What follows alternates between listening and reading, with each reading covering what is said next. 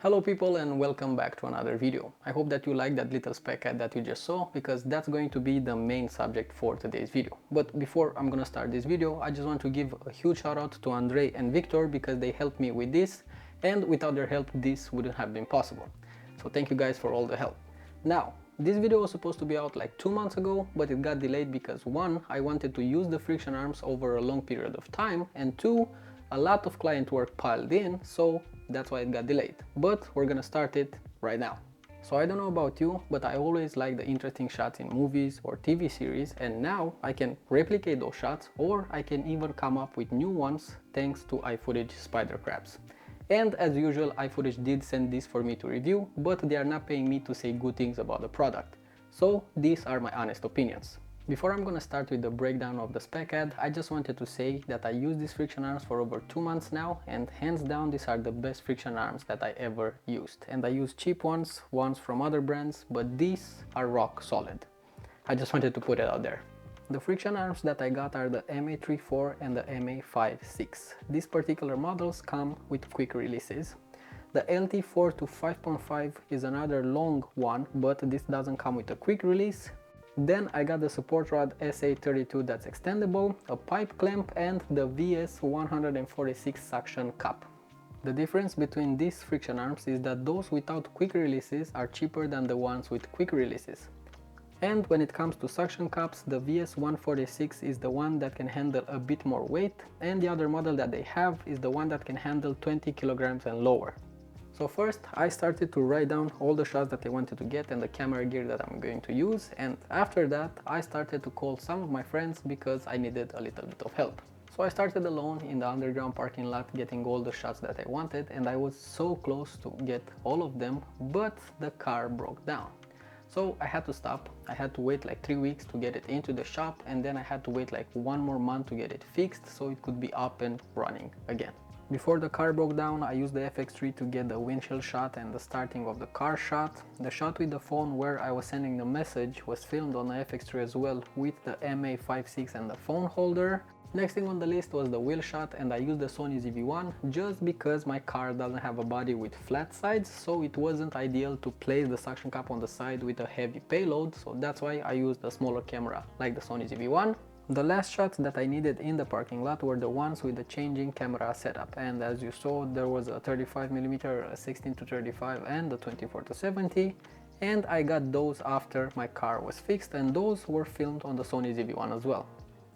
While the car was getting fixed, I started to film everything that I needed outside, and the shots involved the bicycle and the skateboard. I had the skateboard, but I didn't have the bicycle, so I had to call one of my friends. I wanted to have a POV shot where I filmed just the bike wheel, and another shot with Victor in frame when he's riding the bike. These 2 shots were shot on the Sony ZV-1 with the pipe clamp and the MA56 because I could use the quick releases for adjustments and I knew my camera was safe. Those 2 similar shots with the bike stopping and the skateboard stopping were shot on the FX3 with the Sigma 24-70. And last but not least, the really low shot with the skateboard was shot on the Sony ZV-1 just because that's the smallest camera with a decent quality that I could fit on the skateboard without hitting the ground.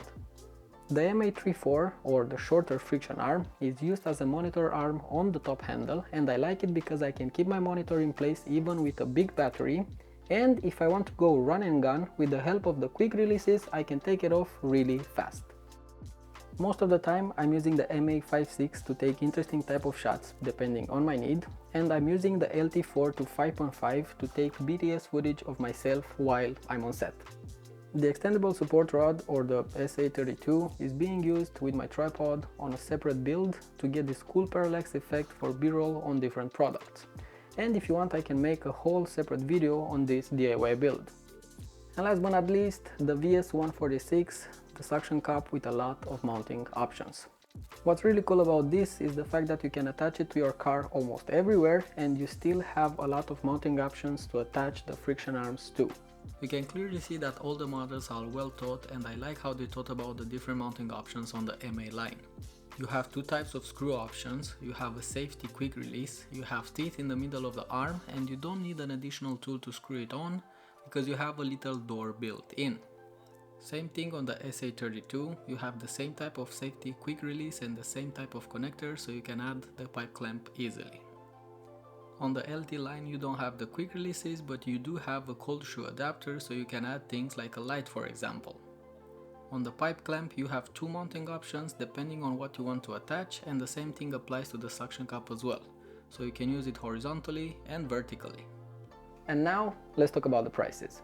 The friction arms with the quick release are the MA34 and the MA56. First one is $89 and the second one is $109.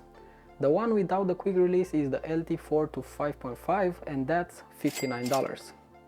The extendable one, the SA32, is $129, the pipe clamp is $49, and last but not least, the suction cup, the model is VS146 and that's $129 for this version with the heaviest payload.